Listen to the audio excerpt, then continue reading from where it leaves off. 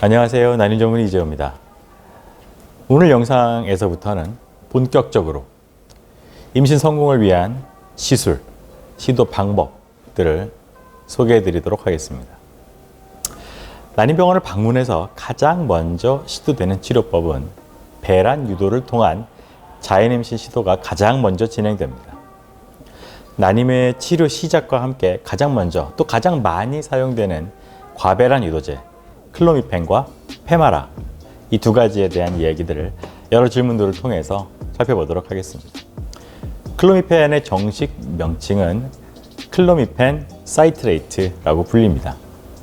난임 클리닉이나 불임 전문 병원을 처음으로 방문하시게 되면은 여러 가지 검사와 더불어 가장 먼저 처방이 되고 또 가장 흔하게 사용이 되는 약 중에 하나입니다. 저에게 진료받으신 분들도 잘 기억해 보시면 저를 처음 보는 날부터 이 약 좀 드셔보세요 하고 제가 손에 들려 돌려보내드린 적이 있었을 겁니다. 자, 난임으로 진단이 되면 왜 이 약을 먹게 되는 걸까요? 난임의 원인 중 가장 큰 빈도를 차지하고 있는 부분이 바로 배란 장애입니다. 이 배란 장애로 인한 난임은 아기가 될 난자가 원래는 규칙적으로 매달 한 개씩 나와서 임신 시도가 되어야 정상인데 이것이 여러 가지 이유로 원활하게 이루어지지 않고 있기 때문에 생기는 난임을 말합니다. 이 클로미펜이라는 약이 바로 난임의 가장 흔한 이유인 배란 장애를 배란 유도를 통해서 극복하게 해주고 배란 장애가 없는 사람에게는 2개 이상의 3개, 4개 정도의 배란을 생기게 하는 과배란을 일으켜서 임신율을 증가시키는 효과를 가져옵니다. 배란 유도? 과배란 유도? 이게 어떤 거고 둘은 어떤 차이가 있는 걸까요? 원래 정상적으로는 한 생리 주기당 1개의 난포만을 키우고 1개의 난자만이 배란이 됩니다. 난자들은 자라기 전에 약 2,000에서 1,000개 정도의 난자들이 자, 이번 달에는 내가 배란이 되어보겠어 하면서 출사표를 던지고 경쟁에 참가합니다.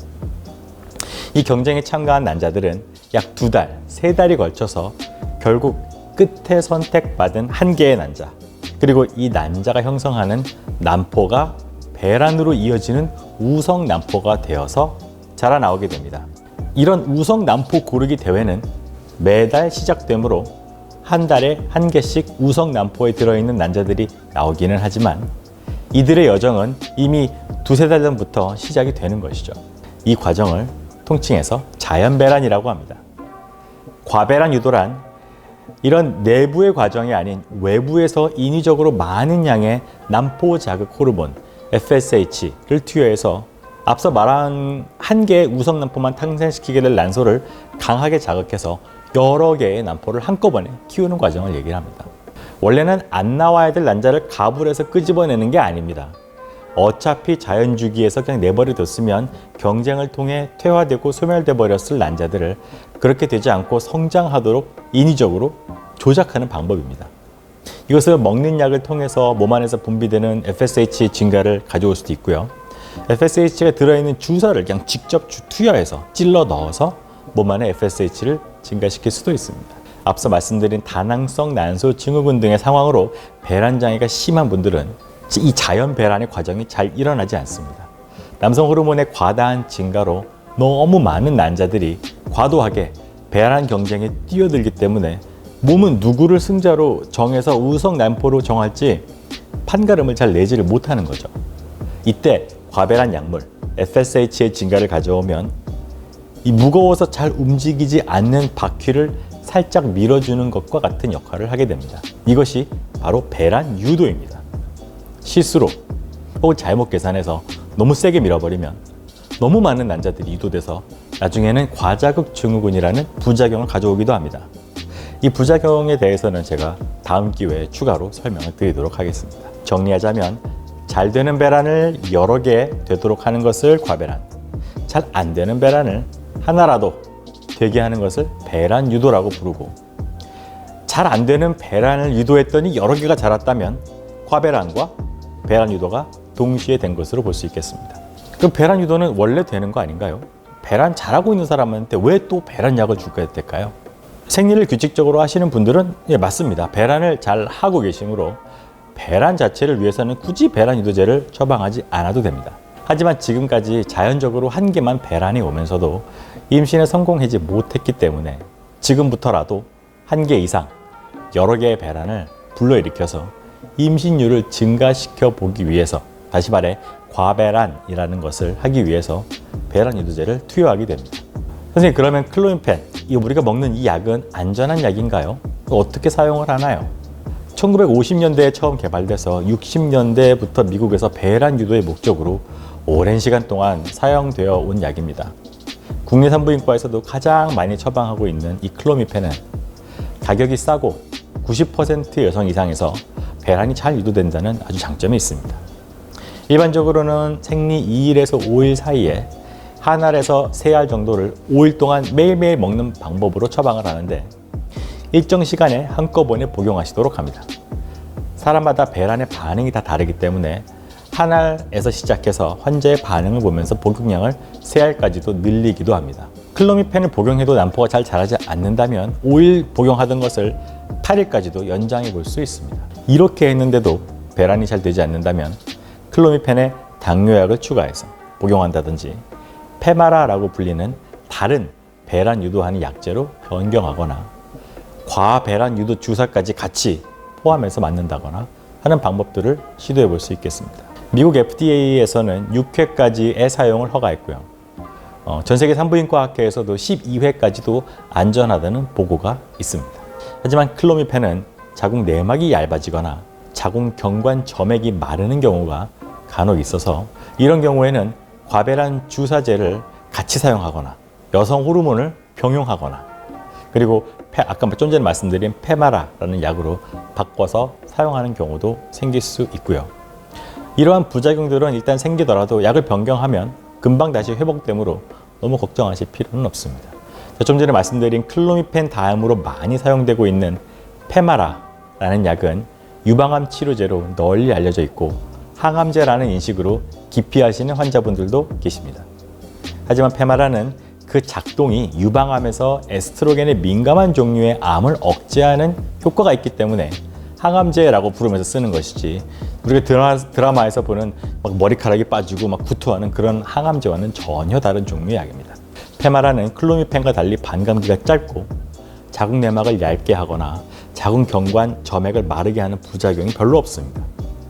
페마라도 클로미펜과 같은 방법으로 복용을 하고 사용합니다. 여러모로 부작용이 적은 편이지만 클로미펜에 비해서 가격이 비싸서 저희가 1차 약제로 투여하고 있지는 않습니다. 그러면 1차 약제로 쓰는 이 클로미펜은 어떻게 작동을 할까요? 클로미펜은 시상하부의 에스트로겐 수용체에 결합을 해서 체내 에스트로겐 농도가 낮다라고 인지하게 만듭니다.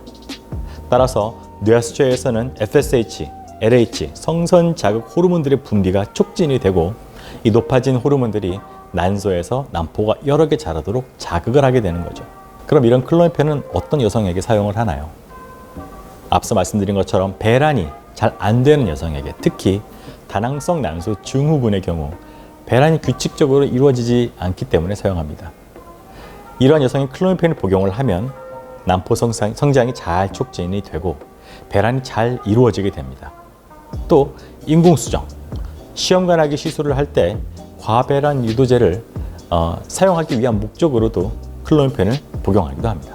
또 난임 검사상 이상 소견이 별로 없고 난임 기간, 시도했던 기간이 길지 않은 비교적 젊은 여성들의 경우에는 자연배란으로 인한 한 개의 배란만으로는 지금까지 임신을 성공하지 못했기 때문에 그냥 경험적으로 클로미펜을 좀 복용을 해보고 과배란을 유도해서 자연 임신을 조금 더 확률을 높인 채로 시도하려는 경우에 또 사용해 볼 수 있겠습니다. 클로미펜의 부작용은 없나요? 클로미펜의 부작용으로는 구역, 구토, 안면 홍조, 얼굴이 빨개지는 거죠. 두통, 복부 불편감, 사물이 흔들려 보이거나 흐리게 보이는 시각 증상, 그다음에 자궁 내막이 얇아지는 것 등이 나타날 수 있습니다만 매우 드물게 일어나고요. 그리고 한 8%, 10에서 8% 정도에서는 쌍둥이, 다태 임신이 발생합니다. 또 클로미펜은 자궁 경부에 항에스트로겐 효과를 주기 때문에 이런 효과로 인해서 에스트로겐으로 원래 두꺼워져야 되는 자궁 내막이 얇아지고 자궁 경부의 점액이 감소하는 부작용이 동반될 수 있습니다. 이런 부작용을 경험하는 경우에는 그만 쓰고 그 다음 사이클에서부터는 페마라를 사용해 볼 수 있습니다. 페마라는 방광기가 짧기 때문에 위와 같은 항에스트로겐 효과가 아주 큰 편이 아니기 때문에 영향이 별로 없습니다. 클로미펜을 복용하고 임신을 하면 이 약을 먹은 걸로 인해서 기형의 위험은 없을까요? 네, 클로미펜은 선천성 기형을 일으킨다는 보고 및 증거는 없습니다. 혹시 이것이 유산을 잘 일으키지는 않을까요? 초기 연구에서는 자연 임신에 비해서 클로미펜을 복용한 임신군에서 유산율이 높다는 결과들이 있긴 있었어요. 하지만 그 최근 연구, 이후에 후속 연구들이 나오면서 자연 임신을 했을 때의 유산율과 별 차이가 없다는 것들이 밝혀져 있기 때문에 유산과의 연관성은 없고 걱정하지 않으셔도 괜찮습니다. 이걸 먹으면 난소암이 더 잘 생기지는 않을까요? 화이트모어 등이 92년도에 그리고 로싱 등이 뉴 잉글랜드 저널 오브 메디슨의 94년도에 발표한 역학조사에 따르면 클로미펜을 포함한 다른 과배란 유도제에 노출된 여성들이 유의하게 난소암이 발생이 증가했다라고 주장한 바가 있습니다.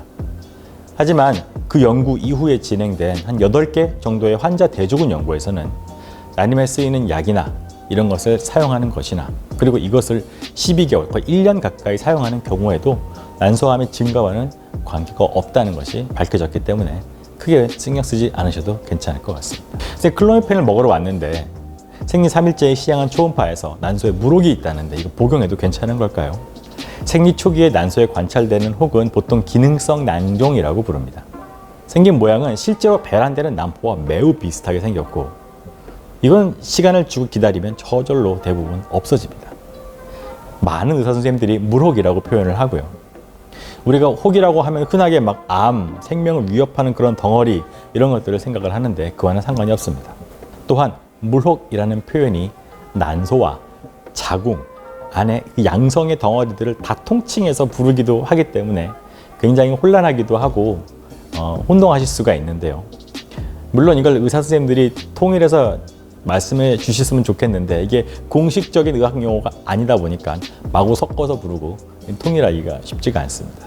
그 난소의 기능성 난종의 경우 배란 이도제를 투여하면 같이 자라거나 오히려 다른 새로 자라야 될 난포의 성장을 방해하면서 스스로만 더 크게 자라는 경우가 있기 때문에 한 30에서 40ml 이상이면 피임약과 같은 호르몬제를 한두 달 정도 투여하면서 저절로 없어지기를 기다리기도 합니다. 하지만 그거보다 작은 경우에는 그냥 무시하고 진행을 하기도 하죠. 근데 클로미펜을 먹었어요. 먹고 났는데 갑자기 배가 부르고 가스가 막 차는데 이게 괜찮은 걸까요? 클로미펜이나 페마라 같은 이 과배란 유도제를 처방받아 드시는 분 중에 아랫배가 묵직하고 이 방구도 많이 나오고 가스가 많이 찬다 이런 분들이 계십니다. 주로는 난자들이 한 개가 아닌 여러 개 자라는 과정에서 아랫배가 묵직하고 소화가 잘 안 되고 가스가 차는 더부룩함을 느끼실 수 있고요. 클로미펜이나 페마라뿐 아니라 인공수정 시, 시험관 시술 시 이 과배란 주사를 맞을 때에도 유사한 증상을 느끼실 수 있습니다. 하지만 이거는 오로지 약으로 인한 불편감이고 대부분 이것들이 다 해소된 이후에는 저절로 좋아지므로 크게 걱정하지 않으셔도 됩니다만은 통장이 약간 있다가 점점점 시간이 갈수록 심해지고 숨쉬기도 힘들다면 담당쌤하고 빨리 상의하시는 게 좋겠습니다. 클로미펜과 페마라에 대한 궁금증이 조금 해소되셨기를 바라겠습니다. 추가로 궁금한 사항이 있으시다면 댓글과 토론방에 글을 남겨주시면 제가 최대한 자세히 답을 드리도록 하겠습니다. 난임으로 고생하시는 20만 부부들이 모두 부모가 되는 날까지 늘 항상 함께 하겠습니다. 지금까지 난임 전문의 이재호였습니다. 여러분 꼭 이번 달에는 성공하세요. 감사합니다.